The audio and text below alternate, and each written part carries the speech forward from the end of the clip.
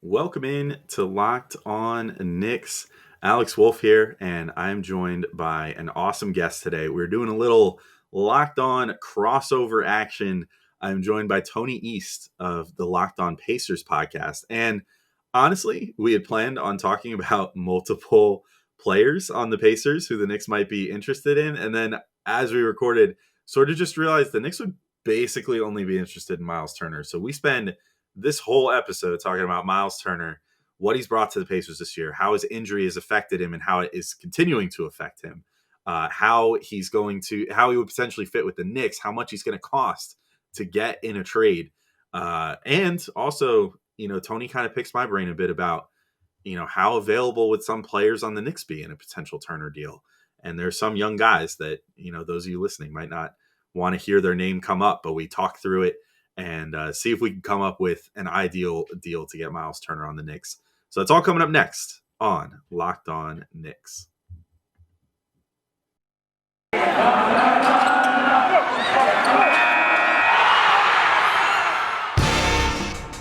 You are Locked On Knicks, your daily New York Knicks podcast, part of the Locked On Podcast Network, your team every day.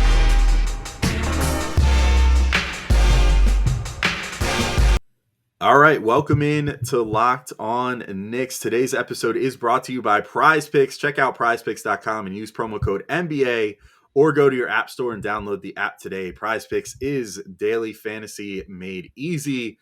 I am Alex Wolf. I'm editor-in-chief of Knicks site The Strickland, which you can find at thestrick.land. And as you can see if you're watching us on YouTube, which, by the way, thank you for making us your first listen every day. And go check us out on YouTube if you haven't already. But if you're watching, you probably see, and you're like, whoa, what's this weird Green Bay Packers looking color scheme on my screen right now? That's because today is a crossover episode with Tony East of Locked On Pacers. And so, Tony, how you doing, man? How are things in Pacerland as we get into some more trade discussion here? Yeah, not great. The fact that I've been on as many Locked On pods as I have this year doing trade talks for the Pacers kind of tells you everything you need to know about their season. 17-31 is just a gross record to be, right? Like the treadmill of mediocrity, a term that was coined by the Pacers president of basketball operations, Kevin Pritchard. Not a spot you want to be on, and the Pacers are on it. So it has been a tough year in Indiana for the basketball team. Yeah, I think there's in many ways like an alternate reality where the Knicks could be in the position that the Pacers are in right now. And so maybe this is like a good opportunity to feel a little more thankful for where the Knicks are at the moment, where they are at least sort of in the conversation of like, you know what, they're hanging around 500, they're hanging around the play-in, but with how tight things are in the East right now, they're like a solid like 4-game win streak away from being like the 5 seed. So it's not so bad in Knicks land right now. Of course, the Knicks might be looking to make another trade. There's no way to know for certain. They've already picked up Cam Reddish, and probably the biggest move to date in the NBA trade wise so far.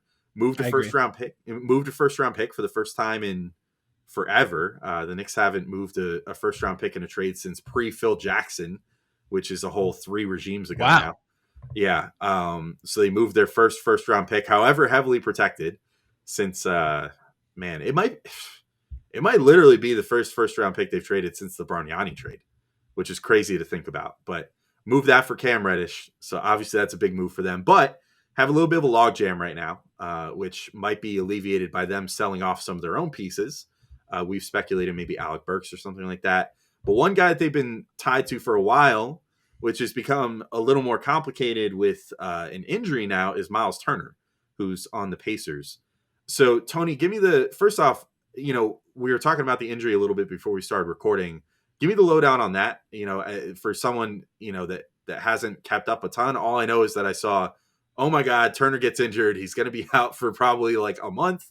This really sucks for the Pacers because they were desperately trying to trade him. And now it might take them past the trade deadline for when he'll be available to actually get back on the court again. Yeah, it's a stress reaction. I have to always make sure I don't say fracture because those are A, very different, and B1 is way, way, way worse. He is a stress... Especially for a big man. Yes, especially for a big man. He has a stress reaction in his left foot, which will keep him out for a little bit of time. He was dealing with it a little bit while playing, which I actually think is a little important that it is something he was able to play through. It just became a little more painful as time went on, which is how stress injuries tend to go. But stress reaction in his left foot, which will keep him out for a little bit. The Pacers said when they originally put it out, which was about January 16th, 17th, that he would be reevaluated or further updates would be provided in 2 weeks. That doesn't mean he'll be back in 2 weeks. Woj said from ESPN that he'll be out through the trade deadline. In history with this injury, it's been about a 18 to 20 game thing, even for bigs, which basically is a month of games, like a little more than a month of games. But the trade deadline is involved, or excuse me, the All-Star break is involved. So it'll be about probably 15 actual games and then a break of action to get all the times up to speed. So that's what it is for him. It was clearly affecting his play a little bit, but it should only be a thing that makes him miss, like I said, about 15 games for the Pacers or whatever team he ends up on. And we could talk about what it means from a trade perspective in a couple seconds, but it just seems like right now a little short-term setback for a guy who has missed games in the past before. But stress things are always the scary one where you go, ooh, you got to always be careful with what it could mean long-term because stress is just an overuse injury. So that is where the concerns will be for any receiving team. Yeah, and definitely, foot injuries, something that Knicks fans are unfortunately very familiar with over the past year. Mitchell Robinson had his own broken foot last year, so more than a reaction, he actually full on broke it, and it turned into a whole ordeal with him, having to take an extra long amount of time to get back in shape this year because he wasn't able to work out on it and stuff like that. So certainly still a tough area to talk about for Knicks fans. But let's talk about Turner, in the scope of how he was playing this year. I think when I hear some Knicks fans talk about him, I think that they maybe slightly overblow the shooting aspect because all that we can remember is him, just raining 7 threes on the Knicks head earlier this year and completely destroying them. And he generally seems to shoot really well against the Knicks too. I think the second game he didn't shoot super well against the Knicks, but he does tend to shoot well against the Knicks. But overall, like this year, I think he's more or less, statistically, just kind of doing what he does for his career. He's got 13 points, 51% from the field, which is about as good as he's ever shot. He's shooting 33% from three now. He did kind of start the season really blistering, if I recall, for about the first 20, 25 games where he was shooting about 40%. So maybe that has something to do with the injury, which I'll be curious to hear your thoughts on in a second. But so he's shooting 33% from three now. He's almost 3 blocks a game, which again is sort of right in line with what he does. He's just a really good shot blocker.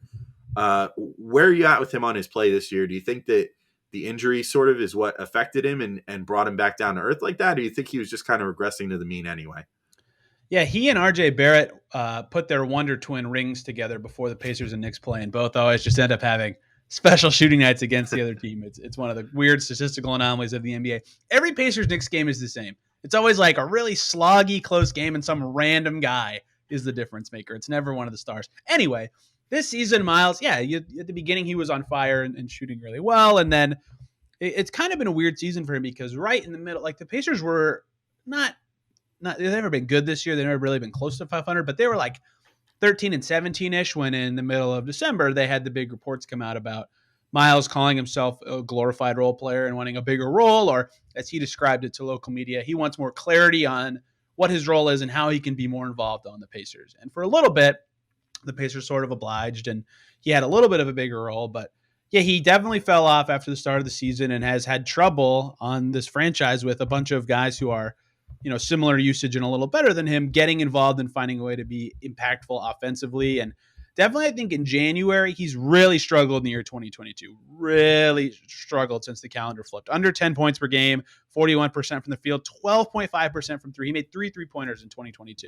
So the injury, I think, I'm just guessing based on his impact waning, was about after Christmas or New Year's time. Because he like you said, he definitely regressed from deep a little bit after a hot start, but he was still effective. And like when they said, okay, we'll try to find you some more role clarity, there was a stretch in December up to Christmas where he was good. He had that 32-point game against Houston where he looked really solid. Right after Christmas, he had 19 and 14 on consecutive nights against 2 good teams in the East in Chicago and Charlotte. Like he was looking good. And then all of a sudden he just fell off a cliff. So this season's been weird because he started hot from deep. he kind of waned and then got back into it after wanting a bigger role, and then has just been terrible in the month ever since with this foot thing. So that was a lot of words to say inconsistent season, but that's kind of defined his career. Every year he has some stretches where he looks awesome and looks like a player who needs a bigger role, and he has some stretches where he looks terrible. So I would describe him like I have to everyone for all of time. A little overrated on offense, a little underrated on defense, and still a very good player, but really hard to pin down unless you watch him every night. All right, we're going to take our first break. Just a reminder, this episode is brought to you by Prize Picks. Hey, Knicks fans, you've been hearing us tell you about Prize Picks for months. Have you signed up yet? If you haven't, now is the perfect time. For a limited time, Prize Picks has an exclusive no-brainer of an offer for all of our users. Users get $50 for free if a player in your first Prize Picks entry scores a single point, but you must use code NBA. That's right, this is an exclusive offer available for Locked On fans only who use code NBA. Prize Picks has the best NBA daily fantasy sport prop game on the market, and they offer more NBA props than any other DFS prop operator and offer all the superstar players as well as bench players, only recording a handful of minutes each game. Prize Picks offers any prop you can think of, from points, assists, rebounds, threes made, etc. You pick 2 to 5 players and an over-under on their projections, and you can win up to 10 times on any entry, and it's just you versus the projected numbers. You can use the award-winning app on both the App Store and Google Play, and it's safe and offers fast withdrawals. Go to prizepicks.com today or go to your App Store and download the app. All users that deposit and use our promo code NBA will get $50 free if your first Prize Picks entry scores a single point. That's right. All users that deposit and use our promo code NBA will get $50 free if your first Prize Picks entry scores a single point. Prize Picks is daily fantasy made easy. Now back into my discussion with Tony East from Locked On Pacers. So before we get into the juicy details of like making up mock trades and all that good stuff, which I'm sure is what everybody's waiting for, I'm curious your opinion on what you were just talking about. Like, do you think that he's a player that needs a bigger role? Do you think that he's deserving of a bigger role? Do you think that he would do better to just sort of like learn to do what he does best better? And, you know, just kind of lean into like, hey, be a pick and roll, pick and pop threat. You know, don't worry about putting the ball on the floor so much or whatever, being like a quote unquote featured guy, you know, whatever you want to say about it. You know, don't worry about, you know, whether you're the focal point or not, just be the focal point of the moments that you have to, you know, be the focal point of. Or do you think that there really is something to like, yeah, before the injury, they were sort of featuring him more, and maybe he is, you know, even now 5-6 years into his NBA career, like ready to take another step, you know, and really do something different than what he's done before. Like, what's just your general take on that, just from your perspective? Everybody kind of has a different opinion on when, like, you establish yourself as a player. He's in year 7, which I think is 7. Yeah, I just looked at that. Long time. That is unreal, because that means that Porzingis is in his 7th year too, and that does not feel like it's been 7 years. I know. Time is fake. It's crazy. At some point, you are what you are, right? Like, at some, you know, they had the Paul George teams, then the Vic teams, and then this teams. They've had a lot of iterations of the Pacers, and Myles has never just like seized this opportunity and looked incredible. Like, he's had stretches of his career where he looks certainly very good, but he's never been just like this, oh, wow, he was so good in this opportunity that he needs a bigger role, right? At some point, you are what you are. So, yeah, I definitely think he has a point of like, maybe he isn't getting quite as many shots as he could in a little bit different team or a roster that's built a little different. Yeah, you know, he's a good player. He deserves some sort of promotion, as he described it, to a bigger role somewhere. But I don't think he's necessarily like earned it with his play over his career, if that makes sense. Like, when you're a 7-year vet in one franchise, yeah, you can ask for a bigger role. You've kind of deserved to have the sway. He's the longest tenured Pacer by a mile, but I don't necessarily think anything about the way he plays necessarily says, yeah, this guy deserves way more shots per game or like a huge role. Like, Victor Oladipo sees the opportunity after the Paul George trade, right? Myles did not do anything there. And then after they traded Vic, you know, it was all Domas and LeVert. And so he's just never really been the guy who's just like, yes, he is clearly deserving of a bigger thing. That said, to your point about, you know, being an all-star in his role, it's not a secret or a surprise to me that right when the Pacers start to be bad, the worst 2 seasons of him being on the team is when he voices these concerns. I think it's kind of a winning cures all thing, where if he was on a better team or a good team, he'd be more receptive to just being the defensive stud that he is and not thinking he deserves a bigger role. So I think it's a little bit of both, where he's right to say what he said, I think, given his career, but he also just isn't the guy that deserves to just be like, yes, give me the ball more. So I think in a better situation, yeah, he would be a little quieter about that kind of stuff. Cool. So we'll start moving towards fit with the Knicks, and what the Knicks could potentially even offer that Indy would be into. You're covering this team every day. Like, what are you hearing as far as potential price points? Like, before we start working out a deal here, because I do think we'll talk about Sabonis real quick. We'll talk about LeVert to close the show, but like realistically, if the Knicks and Pacers are going to make a deal, I think it's going to be Turner. Like, he's been linked to them for I feel like 2 seasons now, roughly. Like the Knicks I have think been three. loosely linked. Yeah. Yeah, maybe even 3. It's always been a guy that has been sort of loosely linked to the Knicks that they seem to have interest in, even across regimes at this point. So, what do you think as far as what is sort of coming out of the Pacers right now, as far as what a price might be for him, just as like a general baseline?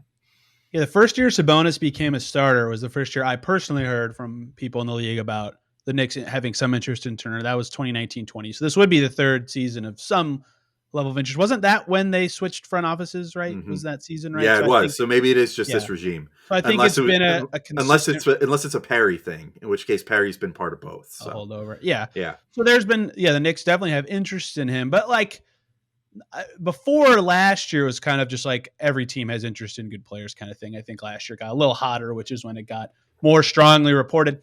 Anywho, all that to say, I think that the way it's going to, they should view it, and the way it will be viewed for the Pacers is similar to Aaron Gordon last year, who had 1.5 years left on his deal, where he fetched matching salary in Gary Harris, about the 20th ish pick in the 2020 draft in RJ Hampton, and then a protected first in the future. I think that's about the value the Pacers would expect back, either like 2 first or a first and a young guy plus the matching salary. It doesn't really necessarily matter what that is in the Pacers situation. They just, the assets are more important for a 17-31 team. But I think the Aaron Gordon facsimile is what they want or maybe expect. I don't, Aaron Gordon plays on the wing, which is a little more in-demand position compared to center in the league. So I don't know if they can get quite that high. I think they can get close, though, because Turner is that stud of a defender to me. But I understand teams not wanting to give up that much for him, given how his career has gone. So that's what I think the price point's going to be close to-ish, but I don't know that the Pacers will get all the way there. I think they can get pretty close, but I don't know if they'll get all the way there. So let's say I'll throw an offer out there, and you tell me, do you think this sounds like something that maybe would happen? I also have another question for you in regards to the overall strategy for the Pacers, but Okay. I'll throw the first offer out first. We've waited long enough. Boy. I'm nervous. So based off what you just said, let's assume that the Knicks would offer Nerlens Noel and Kemba Walker, who combined make about $17 million. You also, I think Kemba, I'm fairly certain, has an option or a non-guarantee for next year, so they could get off him if they want to. Noel has one more full season and then a team option for the third season at about $9 million. There's some incentives that got reported that the deal could potentially be worth as much as like 10 or 11 or something, but they're very unlikely incentives from what it sounded like. So those two guys match your salary. They have Dallas's top 10 protected 2023 pick that they could throw in there. And then I think the discussion would probably turn to, okay, what's the other compensation? They either have just fistfuls of second round picks going from like 2023 through all the way like 2026. I think right now they have 9 extra second round picks from 23 to 26. So they could potentially throw those out there. Some of those are with Detroit, which obviously Detroit is no good.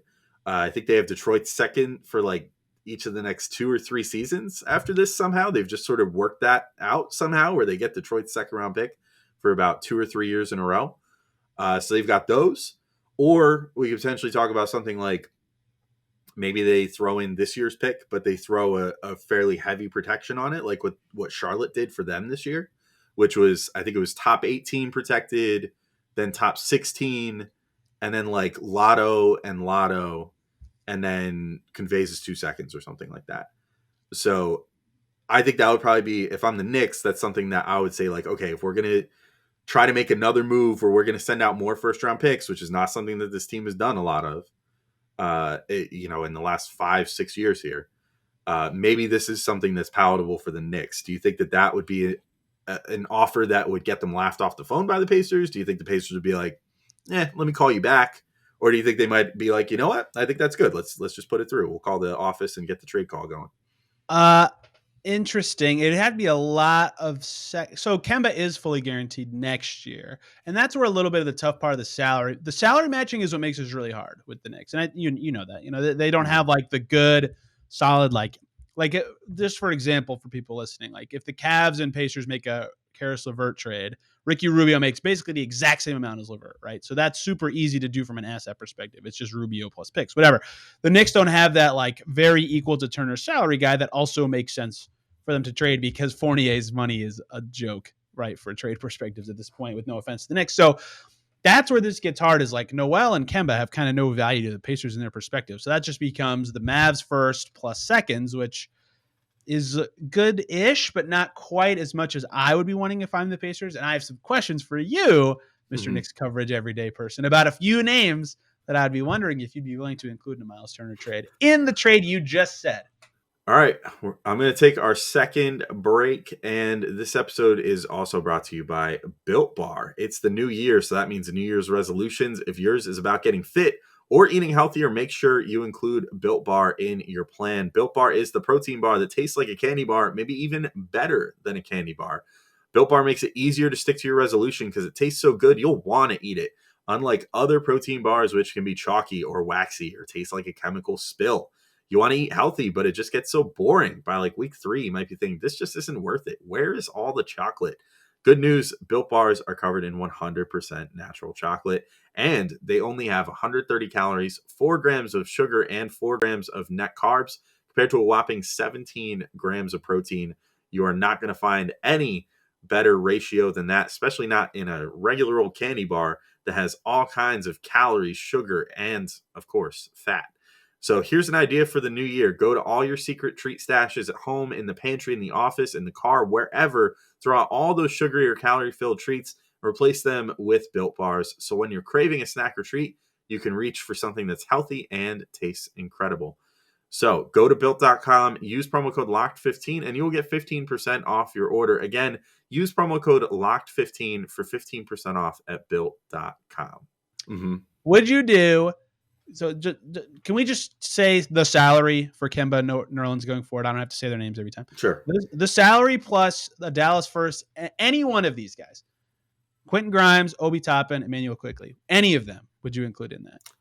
If I was going to rank them in order of who I think would be most likely to potentially be on the table, I would say probably Obi would be most likely to potentially be available, followed by Quickley, followed by Grimes. Just the way things are going this year. That is the opposite order I thought you were going to say. No. That is, wow. So Tibbs loves Grimes. Grimes is awesome. He is awesome.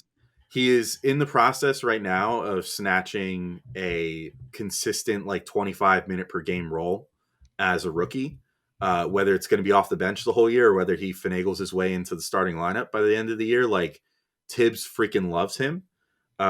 He loves the defense that he's bringing lately. It's very obvious. I mean, in their game against the Cavs the other night, Tibbs had Grimes in down the stretch, closing the game out, which showed a ton of confidence in him, first off, but also at a certain point gave him the assignment of Darius Garland, who is obviously, I'm sure you're intimately familiar with how good he's been playing this year. Yeah. I mean, he defended him as well as anybody could defend anybody. He got super skinny over every single screen. He stuck to him like glue, and Garland had a really off night other than the shot that eventually put the Knicks away, which was just sort of a fluke, offensive rebound kick out that the Knicks weren't really prepared for. And Garland just had some good shot making. But I mean, Grimes he's looking fantastic, in terms of, the defense he's playing. His shooting stroke is really coming around and getting consistent. He's shooting 40% on good volume so far. And he's even showing some ability to put it on the floor and play make a little bit. I think, if Leon Rose is going to Tibbs and saying hey, would you be okay with us sending Grimes out in a trade? Tibbs would be like, absolutely the F not. He's got to stay here because I have big plans for him.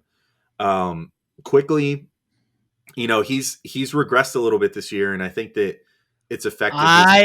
I gotta say, I know Yeah, we're not decision makers. I love Immanuel Quickley. I I love him too. absolutely love Immanuel Don't Quickley. get me wrong. Like I do love him. His shot selection has been a little worse, I think, this year at times, and mostly just because they're not going in. Like he's having a harder time. He's shooting like 4% less from three this year, but it feels like more a lot of times. And it seems like the hot nights are hotter and the cold nights are colder.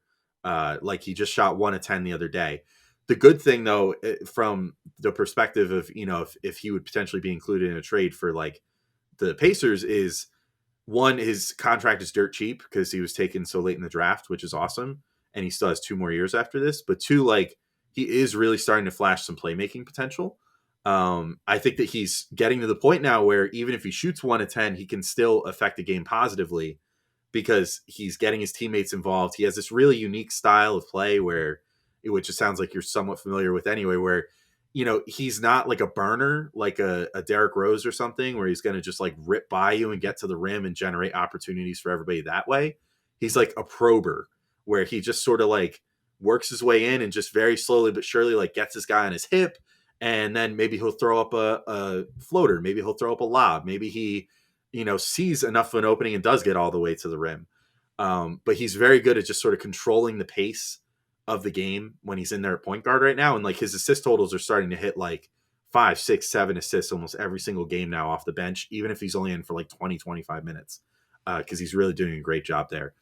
The reason I say Obi would maybe be the most on the table, everybody loves how he plays, that watches the Knicks. And other than maybe Tom Thibodeau sometimes.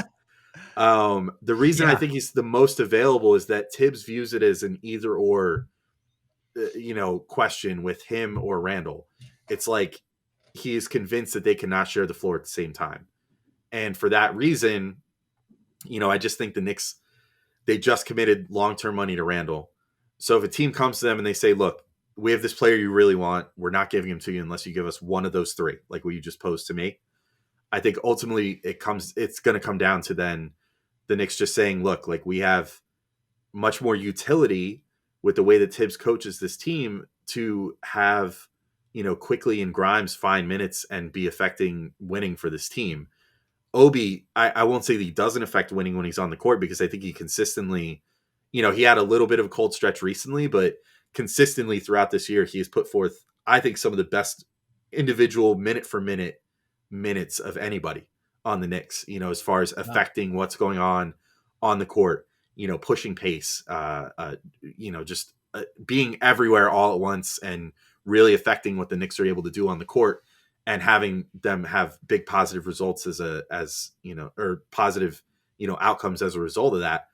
But he gets capped often at, like, no matter how well he's playing, about 14, 15 minutes, because Julius Randle's got to get his 35 minutes. And so as long as that is going to continue being the case, and Tibbs is going to continue to say, like, look, if I have even two centers healthy, they're going to occupy all 48 minutes at the center spot, and we're not going to even give a chance to like 5 minutes of Randall and Obi. I think maybe, unfortunately, and a lot of Knicks fans would not be super happy about this, Obi would be probably the first guy that they'd be willing to give up, just by virtue of the fact that his utility isn't being fully realized by the fact that Tibbs refuses to play him anywhere other than the power forward spot. So that's where I think I'm at with all three of those guys right now. Okay, interesting. So I kind of thought that the Knicks would be the least likely to trade Obi and the most likely to trade Grimes. Although Grimes has been really good. Maybe I had that wrong in my head. I don't know. Grimes' stats don't yet show how good he is, but they're going to start showing how good he is too. The Knicks are funny because they have a lot of players I really like, and their record isn't very good. So what's going on. But again, we are not decision makers. Would you do? Because I would love this from a Pacers perspective. The salary, the Mavs first, and Obi. Would you do that for Turner?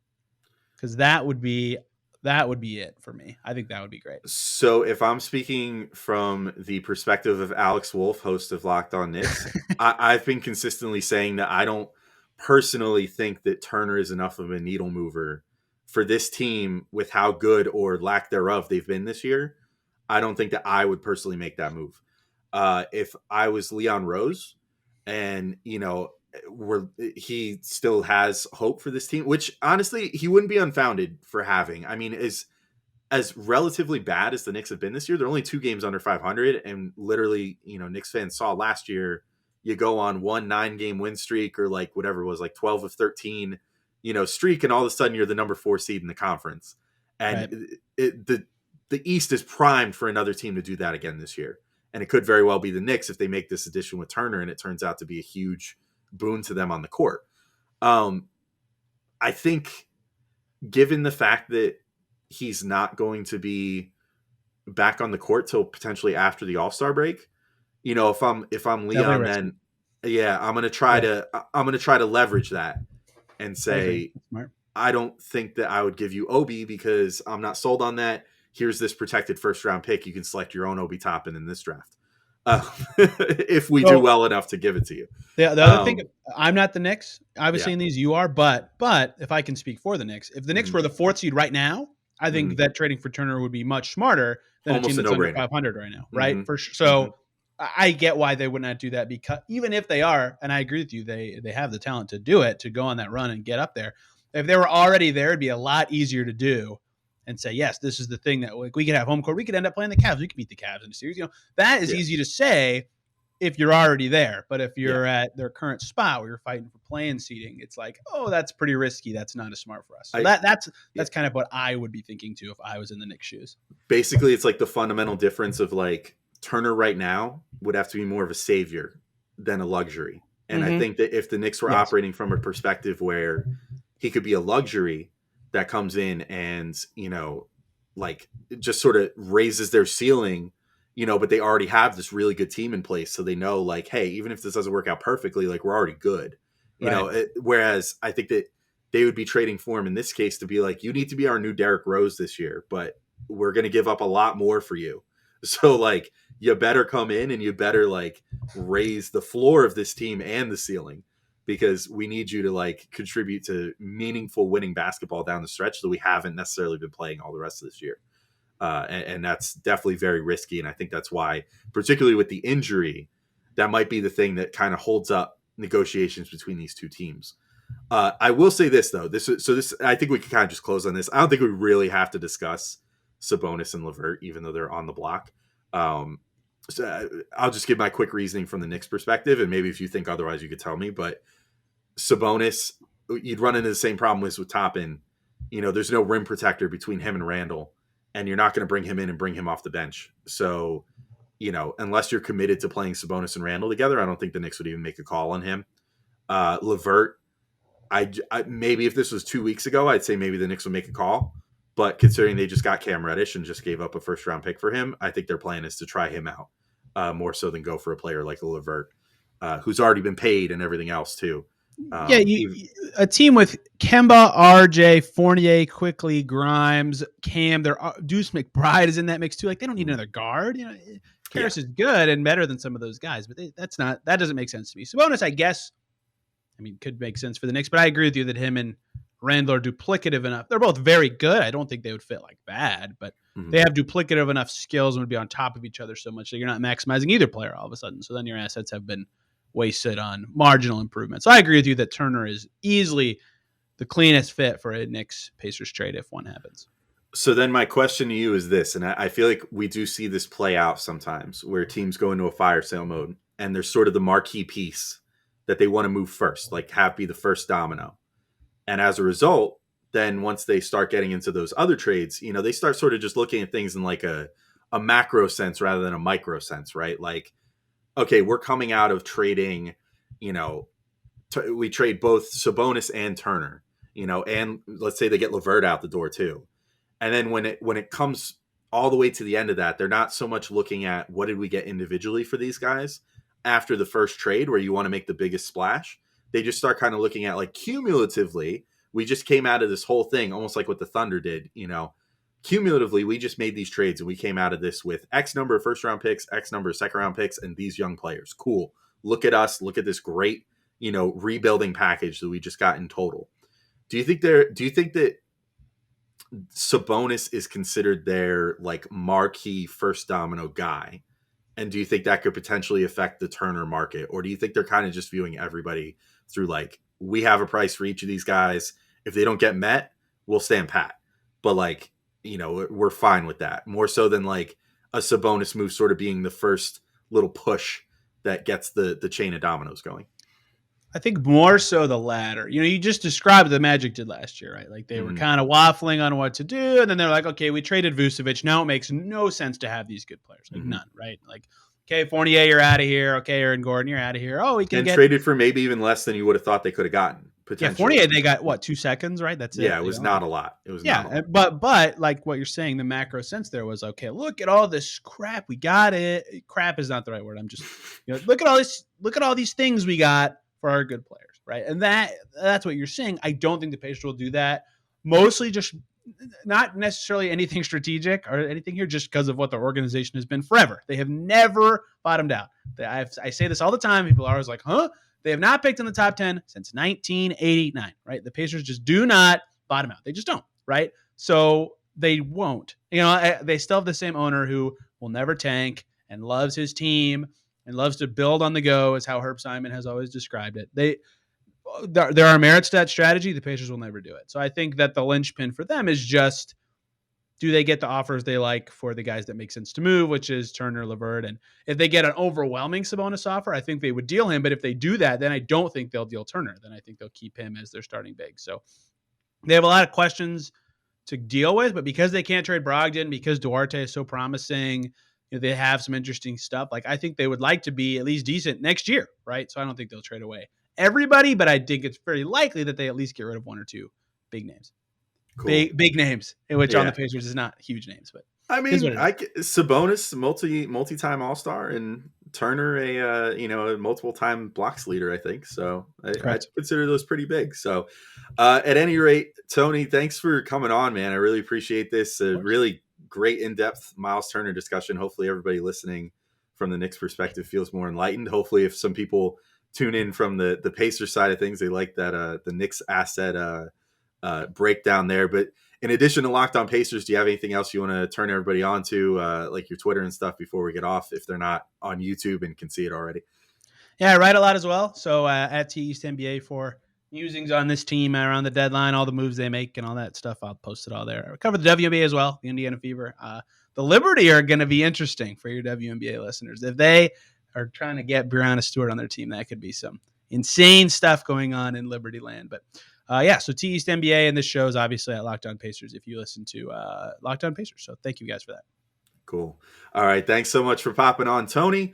And thank you all for listening. We'll be back with a couple more game recaps this week, and also maybe one more trade deadline preview-ish show, because we're just trying to work our way around and see who wants the Knicks stuff and whose stuff the Knicks want. Maybe we'll luck out and nail one of these trades and look like we really had sources, like we're Woj or something. But anyway, thank you all for listening. We'll be back with plenty more episodes for you guys this week. Until next time, peace out. Talk to you all soon.